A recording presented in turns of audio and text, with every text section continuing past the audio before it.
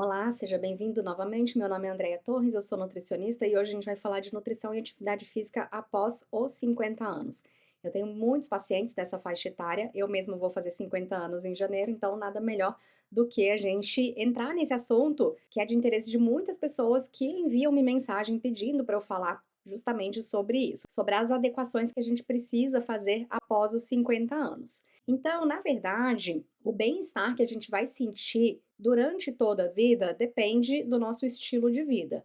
Uma pessoa que desde a infância é criada no sofá assistindo televisão, jogando videogame sem muita atividade física, ela vai ter menos força do que uma criança mais ativa. E quanto mais ativa a pessoa é na infância, na adolescência, na fase adulta, mais reserva de força ela vai ter. Então, na fase adulta, ela vai ter mais bem-estar, mais saúde, mais força para realizar as suas atividades, como carregar as compras, carregar a sacola dos meninos, carrinho das crianças. E isso se torna ainda mais importante conforme a gente vai envelhecendo, porque existe um momento em que a gente começa a perder muita massa muscular, idosos mais ainda, e com essa perda de massa muscular, mais perda também de resistência, de força, menor é a independência da pessoa, mais dificuldade ela vai ter para andar, para subir escadas, para agachar. E quem faz atividade física, quem é mais ativo durante a vida, vai também ter perdas, a gente não consegue evitar o envelhecimento,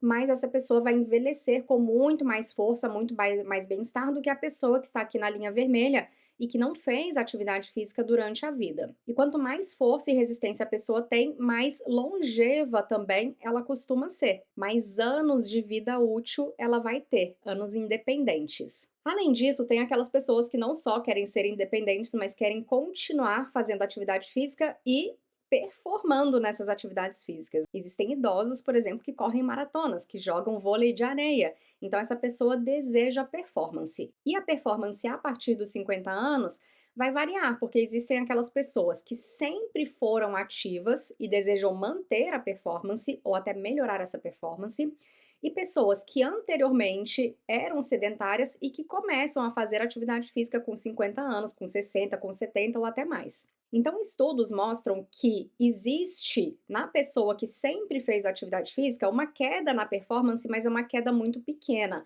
Essa queda, se a pessoa está sempre ativa, sempre se exercitando, ela é muito maior a partir dos 70, 80, 90 anos.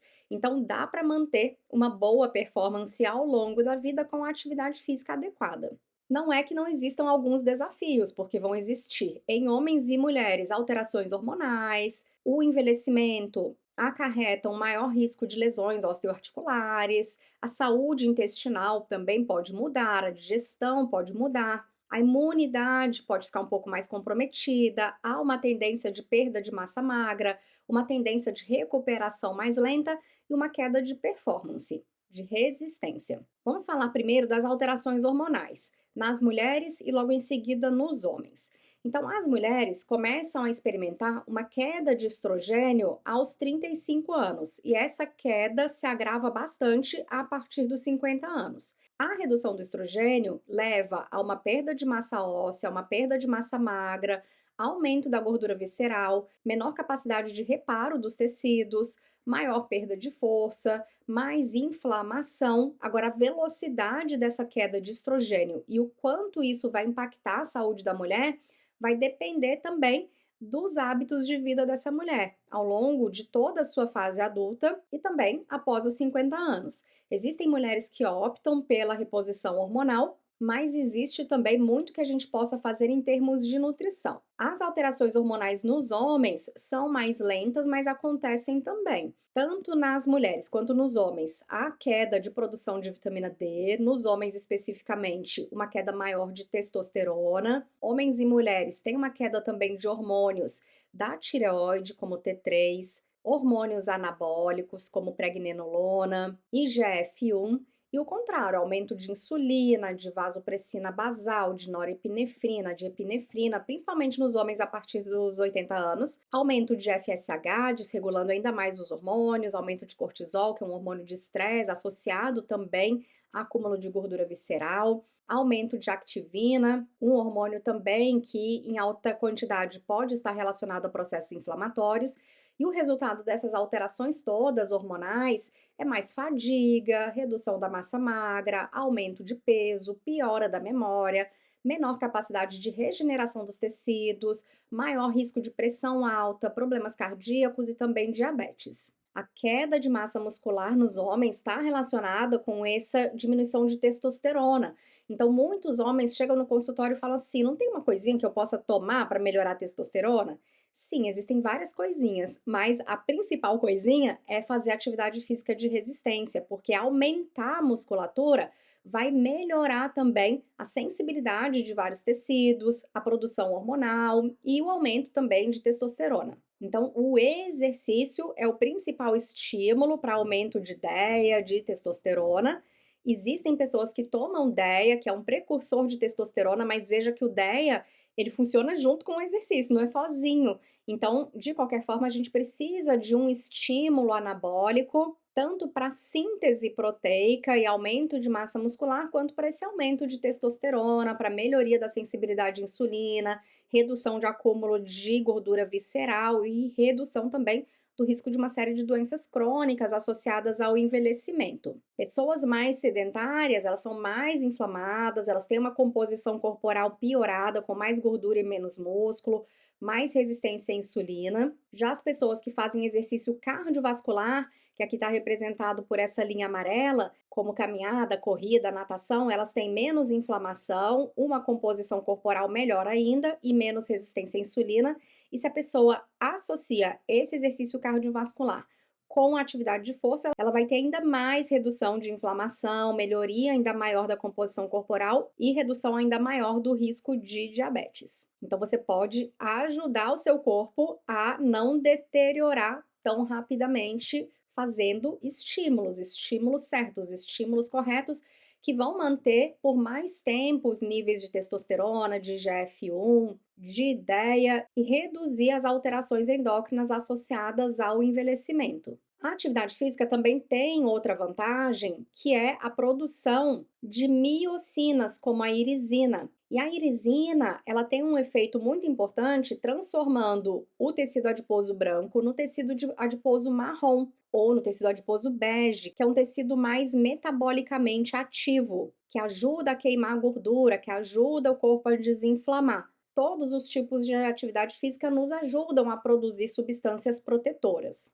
E se você não está preocupado com o seu músculo, esteja pelo menos preocupado com o seu cérebro, porque a gente tende a ter um declínio cognitivo com o passar dos anos. E o exercício com essa produção de miocinas, como irisina, não só estimula o músculo, a biogênese mitocondrial, fazendo com que a gente tenha mais energia, mas essa mesma irisina também vai ter um efeito no cérebro, reduzindo neuroinflamação, reduzindo estresse oxidativo cerebral, reduzindo neurodegeneração, aumentando a plasticidade sináptica, ou seja, a conexão entre os seus neurônios e a reserva cognitiva. Quanto mais reserva cognitiva você tiver, melhor para que você consiga envelhecer com boa memória. E aí, no que a nutrição pode ajudar a partir dos 50 anos, mas não só aos 50, aos 60, aos 70, aos 80, aos 90, não só para manter a musculatura, mas também para aumentar a performance. Essa aqui é a Irene, uma atleta de 86 anos, e olha, eu com 49 não tô tendo coragem de saltar isso aqui não. Mas dá para fazer se a pessoa tem um percurso que leve a isso. E muita gente pensa: ah, então não fiz até os 50 anos, eu nunca vou ser a Irene. Talvez nunca seja a Irene, porque a Irene começou mais nova. Porém, para algumas pessoas, começar mais velho é até mais gostoso. Eu, por exemplo, tenho lesão de tornozelo, lesão de joelho, lesão de ombro. Eu agora estou fazendo fisioterapia porque meu joelho tá mal mesmo, tá doendo, tá sendo desagradável treinar. E pessoas que nunca fizeram nada, tem uma série de questões aí pra gente ajustar, mas pode ser que elas não tenham lesões. Então vai ser mais gostoso elas iniciarem e manterem até o final da vida. E aqui a gente precisa de adaptar a alimentação e a suplementação para essa nova fase, porque existe uma perda de massa óssea com o passar da idade, isso aumenta o risco de fraturas, aumenta o risco de osteoartrite.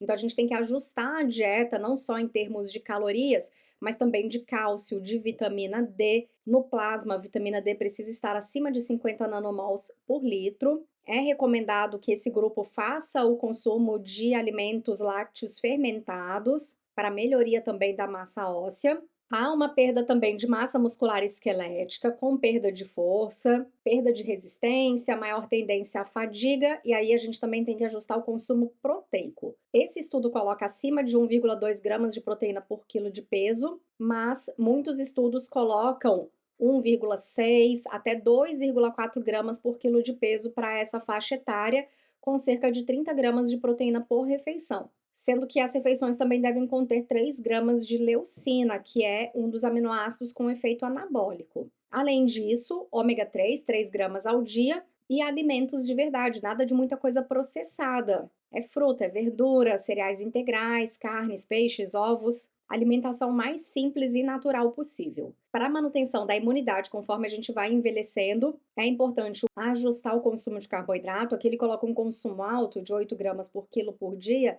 porque ele está falando de atletas, tá bem? Mas para outras pessoas vai ser uma quantidade bem inferior a essa.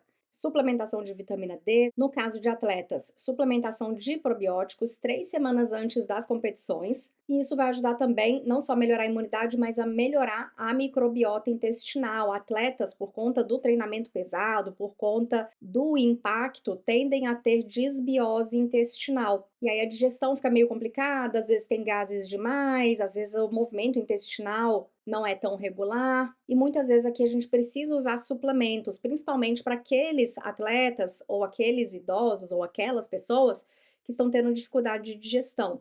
Então, por exemplo, aqui o consumo de proteína é mais alto, 1,6 a 2,2 ou 2,4 gramas de proteína por dia.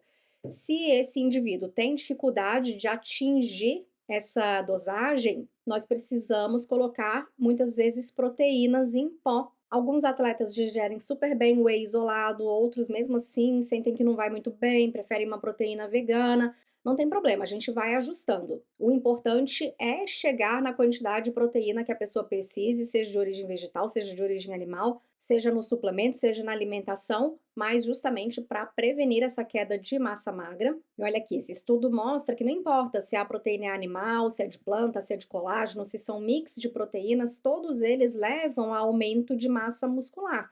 Basta que você e o seu nutricionista ajustem a quantidade ideal para que você consiga fazer esse anabolismo junto com o seu treino. Então, as proteínas animais têm um perfil de aminoácidos essenciais muito interessante, as proteínas de plantas são mais sustentáveis, colágeno tem um alto conteúdo de nitrogênio, os blends muitas vezes auxiliam a digestão daquelas pessoas que têm mais dificuldade com alguns tipos de proteínas específicas, mas todo tipo de proteína funciona, tá? Você vai comer o que faz sentido para você, não só de acordo com o seu processo digestivo, do que você se sente bem e também dos seus valores. Existem outros suplementos que podem ajudar também, como leucina, creatina e até a reposição hormonal, dependendo do que a pessoa esteja sentindo, tanto nas mulheres quanto nos homens. Agora, de nada adianta ajustar proteína, ajustar carboidrato, ajustar caloria, tomar leucina, creatina, se não malhar. O anabolismo, ele ocorre com o estímulo. E não é qualquer estímulo, porque a gente pode ir para academia a vida toda sem ter resultado nenhum, se a gente ficar enrolando na academia. Então, tem que fazer esforço, tem que conversar com o educador físico sobre o tempo de intervalo entre uma série e outra, não é? Faz uma série, conversa pro resto da vida e depois faz outra, então tem um tempo correto de intervalo para melhor anabolismo. A carga também a gente tem que ir ajustando ao longo do tempo, se a gente ficar malhando sempre com a mesma carga, acaba que a gente não tem mais o efeito esperado. O volume é importante, o dano muscular, a gente faz microdanos da musculatura e isso vai gerar um estímulo para o metabolismo. E aqui, claro, a melhor pessoa para te auxiliar é um educador físico. Existem uma série de outras questões relacionadas à nutrição e performance após os 50 anos, e eu vou deixar abaixo o link do meu curso para você.